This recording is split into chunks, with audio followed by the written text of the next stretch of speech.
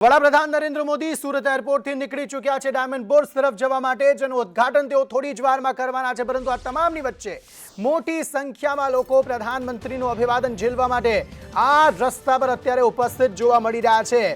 એ વિશ્વની સૌથી વિશાળ કોર્પોરેટ ઓફિસ, જેનું ઉદ્ઘાટન થોડી જ વારમાં પ્રધાનમંત્રી મોદી દ્વારા થવાનું છે। એ ઓફિસનું ઉદ્ઘાટન પહેલાના આ દ્રશ્યો છે કે જ્યાં ભારતીય જનતા પાર્ટીના કાર્યકર્તાઓ તો છે, પરંતુ એ સુરતવાસીઓ પણ છે જે પ્રધાનમંત્રીની એક ઝલક જોવા માટે અહીં રસ્તા પર આસપાસ ઊભા રહી ગયા છે। ગુજરાતના એ પનોતા પુત્ર પ્રધાનમંત્રી બન્યા બાદ ગુજરાતને અનેકવિધ ભેટો, કરોડોની ભેટો જે છે, વિકાસ કાર્યો જે છે તે પ્રધાનમંત્રી દ્વારા કરવામાં આવ્યા। એ વસ્તુઓ માટે પ્રધાનમંત્રીને અભિવાદન આપવા માટે આ લોકો અત્યારે સુરતના એ રસ્તા ઉપર ઉમટી પડ્યા છે કે જ્યાંથી પ્રધાનમંત્રીનો કાફલો અત્યારે અહીંથી પસાર થઈ રહ્યો છે। લગભગ 20 થી 25 મિનિટનો એ રસ્તો છે કે જ્યારે પ્રધાનમંત્રી એરપોર્ટથી નીકળીને હવે ડાયમંડ બોર્સ તરફ જઈ રહ્યા છે અને થોડી જ વારમાં ડાયમંડ બોર્સ ખાતે પહોંચી જશે, જ્યાં તમામ લોકો પ્રધાનમંત્રીનું સ્વાગત કરશે। ડાયમંડ બોર્સના જે ચેરમેન છે, બોર્સ કમિટીના સભ્યો જે છે, આ ઉપરાંત હીરા ઉદ્યોગના જે માનધાતાઓ કહેવામાં આવે છે, તમામ લોકો પ્રધાનમંત્રીના સ્વાગત માટે હાલ ત્યાં ઉપસ્થિત જોવા મળી રહ્યા છે। આજનો દિવસ સુરતના ઇતિહાસમાં ખાસ રહેવાનો છે, કારણ કે આ વિશ્વની સૌથી વિશાળ એવી કોર્પોરેટ ઓફિસ જેનું નિર્માણ થયું અને પ્રધાનમંત્રીના હસ્તે હવે તેનું ઉદ્ઘાટન થવા જઈ રહ્યું છે। અને તે પહેલાના આ દ્રશ્યો, લોકોના ચહેરા પર એક ખુશી છે, એ સ્મિત જોવા મળી રહ્યું છે પ્રધાનમંત્રીના આગમનને પગલે અને પ્રધાનમંત્રીની ઝલક જોવાને પગલે તમામ જે લોકો છે ત્યારે ખૂબ જ ખુશ જોવા મળી રહ્યા છે। ચોક્કસપણે એ તમામ પ્રોટોકોલને ફોલો કરીને પ્રધાનમંત્રી પણ અત્યારે પ્રધાનમંત્રીનો કાફલો છે તે આગળ વધી રહ્યો છે। પ્રધાનમંત્રી ગાડીમાં જ બેસીને તમામ લોકોનું અભિવાદન ઝીલી રહ્યા છે। કદાચ એવું બની શકે કે એકાદ ક્ષણ માટે પ્રધાનમંત્રી કદાચ બહાર નીકળે અથવા તો હાથ બારીની બહાર કાઢીને તમામ લોકોનું અભિવાદન ઝીલે। બીજી તરફ દ્રશ્યો, જ્યારે જે એરપોર્ટ બિલ્ડિંગનું જે ટર્મિનલ બિલ્ડિંગ જે છે તેનું ઉદ્ઘાટન પ્રધાનમંત્રીએ કર્યું અને જે લોક ઉપયોગી તમામ વસ્તુઓ કયા પ્રકારની છે, કેટલી સારી સુવિધાઓ લોકોને મળવાની છે, વેપારીઓને કઈ રીતે ફાયદો થવાનો છે, એ તમામ બાબતો પ્રધાનમંત્રીએ ત્યાં એ ટર્મિનલ બિલ્ડિંગના ઉદ્ઘાટન સમયે જાણી।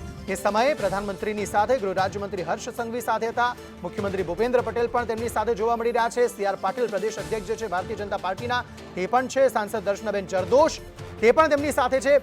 અને આ તમામની વચ્ચે બીજી તરફ કાફલો જે છે તે ડાયમંડ બોર્સ તરફ જતો આપને જોવા મળી રહ્યો છે, જ્યાં પ્રધાનમંત્રી વિશ્વની સૌથી વિશાળ કોર્પોરેટ ઓફિસને ખુલ્લી મૂકવા જઈ રહ્યા છે, જેના થકી રાજ્ય અને દેશના અર્થતંત્રને ઘણો બધો ફાયદો થઈ શકે એમ છે। કારણ કે એક તરફ સુરત જે છે તે ડાયમંડ સિટી તરીકે ઓળખ ધરાવે છે અને હવે ડાયમંડ બોર્સ થકી રાજ્ય અને દેશના અર્થતંત્રમાં ઘણો ફાયદો થવાનો છે। લાખો કરોડોના જે વેપારો છે તે આ એક જ જે બિલ્ડિંગ છે તેમાંથી જ થશે, જેના થકી રાજ્ય અને દેશના વિકાસને ખૂબ જ ફાયદો થશે। ડાયમંડ બોર્સ એ બિલ્ડિંગ, જે વિશાળ કોર્પોરેટ ઓફિસ, સૌથી વિશાળ કોર્પોરેટ ઓફિસ વિશ્વની માનવામાં આવે છે, દેશના અને રાજ્યના આર્થિક વિકાસ માટે તે સીમા ચિહ્ન બનવાની છે। અને અહીંયા પણ પ્રધાનમંત્રીની સાથે મુખ્યમંત્રી ભૂપેન્દ્ર પટેલ, ગૃહ રાજ્યમંત્રી હર્ષ સંઘવી પણ સાથે રહેશે, દર્શનાબેન જરદોશ પણ સાથે હશે, સી આર પાટીલ પણ સાથે હશે। લગભગ અડધો પોણો કલાકનો એક સંબોધનનો કાર્યક્રમ પણ પ્રધાનમંત્રીનો રાખવામાં આવે છે, કારણ કે ડાયમંડ બોર્સ એ પ્રધાનમંત્રીનું જ એક સપનું હતું કે એક એવી બિલ્ડિંગ બનાવવામાં આવે કે જ્યાં તમામ જે હીરા વેપારીઓ છે, જે એક જ સ્થાને રહીને અને એ જ સ્થાને રાજ્ય અને દેશના આર્થિક વિકાસમાં સહયોગ આપે। અને તેટલા માટે જ આ બિલ્ડિંગની અંદર એ તમામ ફેસિલિટી વેપારીઓને આપવામાં આવી છે, જે વેપારીઓની જરૂરિયાત છે, જે વેપારીઓને ધંધાને આગળ વધારવા માટે જરૂરી છે। ડાયમંડ લેબોરેટરી પણ આની અંદર આવેલી છે, 3 વીઘા જેટલું એક ગાર્ડન પણ આ બિલ્ડિંગને આકર્ષક બનાવવા માટે રાખવામાં આવ્યું છે। તમામ જે બિલ્ડિંગ છે ઇન્ટરકનેક્ટેડ છે, એટલે એક બિલ્ડિંગમાંથી, એક ઓફિસમાંથી બીજી જગ્યાએ તમે ગમે ત્યારે જઈ શકો, ગમે તે રીતે જઈ શકો, તે પ્રકારની વ્યવસ્થા બિલ્ડિંગમાં કરવામાં આવી છે। અને સાથે એરપોર્ટમાં ઇન્ટરનેશનલ કનેક્ટિવિટી વધતા અને ત્યાંથી માત્ર 20 થી 25 મિનિટના અંતરે ડાયમંડ બોર્સ આવેલું છે, જેથી એ એર કનેક્ટિવિટીમાં પણ ખૂબ સારો વધારો થશે। જે વેપારીઓ છે, જે આ તસવીર પ્રધાનમંત્રી જ્યારે વિમાનમાંથી ઉતર્યા, બીજી તરફ પ્રધાનમંત્રીએ અને આચાર્ય દેવવ્રતજી જે તેમના સ્વાગત માટે ત્યાં પહોંચ્યા તે સમયની તસવીરો સી આર પાટીલ તસવીરોમાં દેખાઈ રહ્યા છે। પ્રધાનમંત્રી નરેન્દ્ર મોદી પ્લેનમાંથી નીચે ઉતર્યા તે સમયની તસવીરો, મુખ્યમંત્રી ભૂપેન્દ્ર પટેલ અને સી આર પાટીલ તેમના સ્વાગત માટે ત્યાં પહોંચ્યા।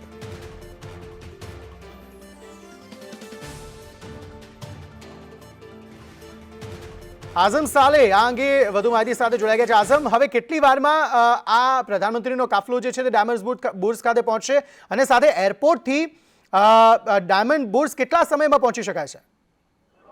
પ્રધાનમંત્રી નરેન્દ્ર મોદી જે સુરત એરપોર્ટ પર લેન્ડ થયા હતા ત્યારબાદ એમને સુરત એરપોર્ટ પર આવેલી જે નવી બિલ્ડિંગ છે તેનું લોકાર્પણ કર્યું હતું. મહત્વની વાત આજે સુરત માટે એ છે કે બે મહત્વ આજે ઇતિહાસ રચવા જઈ રહ્યો છે. મહત્વની વાત એ છે કે સુરત એરપોર્ટ ઇન્ટરનેશનલ એરપોર્ટ બન્યા બાદ પ્રથમવાર જ પ્રધાનમંત્રી નરેન્દ્ર મોદીએ લેન્ડ પણ કર્યું છે અને એની સાથે એમને નવી બિલ્ડિંગ ટર્મિનલનું લોકાર્પણ કરી દીધું છે. ત્યારબાદ એમનો રોડ શો જે છે શરૂ થયો છે. રોડ શો અત્યારે પતવાની તૈયારીમાં આવ્યો છે. રોડ શો ની અંદર એવું હતું કે સુરત એરપોર્ટથી સુરત ડાયમંડ બુર્સ આમ સામાન્ય રીતે તમે જાઓ તો તમને 15-20 મિનિટ થતી હોય છે, પરંતુ આ રોડ શો ધીમો ચાલી રહ્યો છે અને 6 જેટલા સ્વાગત પોઈન્ટ બનાવવામાં આવ્યા છે, જેમાં પ્રધાનમંત્રી નરેન્દ્ર મોદી કોન્વે ધીમો ચાલી રહ્યો છે અને પ્રથમ જે સ્વાગત પોઈન્ટ હતો એ પૂર્ણેશ મોદી જે માજી આપણા ગુજરાતના મંત્રી પણ રહી ચૂક્યા છે તેમનો આ પોઈન્ટ હતો. એમને ત્યાં સ્વાગત કર્યું હતું. પ્રધાનમંત્રી નરેન્દ્ર મોદીનો કાફલો ત્યાંથી ધીમે રહીને આગળ વધ્યો છે. ત્યારબાદ સંગીતા પાટીલનો જે સ્વાગત પોઈન્ટ છે 6 સ્થળ બનાવવામાં આવે છે સ્વાગત પોઈન્ટ, જેમાં 12 જેટલા ધારાસભ્યો છે સુરતથી ચૂંટાયેલા છે. તમામ પ્રધાનમંત્રી નરેન્દ્ર મોદીનું સ્વાગત કરશે, જેના અંદર ગૃહમંત્રી હર્ષ સંઘવી છે, પ્રફુલ પાનસેરિયા છે, મંત્રી મુકેશ પટેલ છે, આ તમામનો સમાવેશ થાય છે. 6 સ્વાગત પોઈન્ટ બાદ સુરત ડાયમંડ બુર્સની મેઇન બિલ્ડિંગની અંદર પ્રથમ પ્રધાનમંત્રી નરેન્દ્ર મોદી જશે. સુરત ડાયમંડ બુર્સ હવે વિશ્વની સૌથી મોટી ઓફિસ બની ગઈ છે. પહેલા યુએસએ નું પેન્ટાગોન નું કહેવાતું હતું કે વિશ્વમાં સૌથી મોટી ઓફિસ છે, પરંતુ હવે આ જે સુરત ડાયમંડ બુર્સની બિલ્ડિંગ છે જે એસડીબી ઓળખાય છે તે હવે વિશ્વની સૌથી મોટી ઓફિસ બનીને સામે આવી છે. તેના અંદર પ્રધાનમંત્રી નરેન્દ્ર મોદી અંદાજિત 10 થી 12 મિનિટ જેટલો સમય કાઢે અથવા તો તેથી વધુ પણ સમય કાઢશે, કારણ કે આખી બિલ્ડિંગનું નિરીક્ષણ કર્યા બાદ પ્રધાનમંત્રી નરેન્દ્ર મોદી જે ડોમ બનાવવામાં આવ્યો છે નજીકની અંદર ગ્રાઉન્ડની અંદર એ ડોમના અંદર જશે અને ત્યારબાદ ત્યાંથી સંબોધન કરશે તેવી વાત છે. પરંતુ યાદ અપાઈજો કે આજે ખરેખર જોવા જાય તો વિશ્વમાં સૌથી મોટું ડાયમંડ બુર્સ અને બીજી તરફ સુરત ઇન્ટરનેશનલ એરપોર્ટ બન્યા તેની નવી બિલ્ડિંગનું લોકાર્પણ, જે બિલ્ડિંગની આપણે વાત કરી રહ્યા છીએ વિશ્વની સૌથી મોટી ડાયમંડ ટ્રેડિંગ હબ છે જે બનીને સામે આવ્યું છે, એને વિદેશના 4000થી વધુ વેપારીઓ મળીને પ્રોજેક્ટને પાર પાડ્યો છે. આ પ્રોજેક્ટ પૂર્ણ થઈ ગયો છે અને વિશ્વ તમામ હીરા કિંગની નજર હવે આ ડાયમંડ બુર્સ પર રહેશે, કારણ કે મુંબઈના ભારત ડાયમંડ બુર્સ કરતા 4 ગણી મોટી ઓફિસ સુરત ડાયમંડ બુર્સમાં તૈયાર કરવામાં આવી છે, જ્યાં વિશ્વના 175 દેશો ખરીદી કરવા માટે આવશે. સૌથી અગત્યની વાત છે કે આ પ્રોજેક્ટ આંતરરાષ્ટ્રીય ગ્રીન બિલ્ડિંગના માપદંડ હેઠળ તૈયાર કરવામાં આવ્યો છે. સોલાર પાવરથી લઈને તમામ પર્યાવરણલક્ષી વસ્તુઓ પ્રોજેક્ટમાં સામેલ કરવામાં આવ્યું છે. સુરત ડાયમંડ બુર્સ વિશ્વની સૌથી મોટી ટ્રેડિંગ માર્કેટ બનીને સામે આવશે તેવું કોઈ સવાલ નથી. અહીંયા કુલ 4500 ઓફિસ બનાવવામાં આવી છે. મહત્વની વાત છે કે જે અંડરગ્રાઉન્ડ 2 ફ્લોર પાર્કિંગ આપવામાં આવ્યા છે, જેમાં 10,000થી વધુ ટુ વ્હીલર અને 4,000થી વધુ કાર પણ પાર્ક કરી શકે છે. આભાર સમગ્ર માહિતી આપવા માટે આઝમ.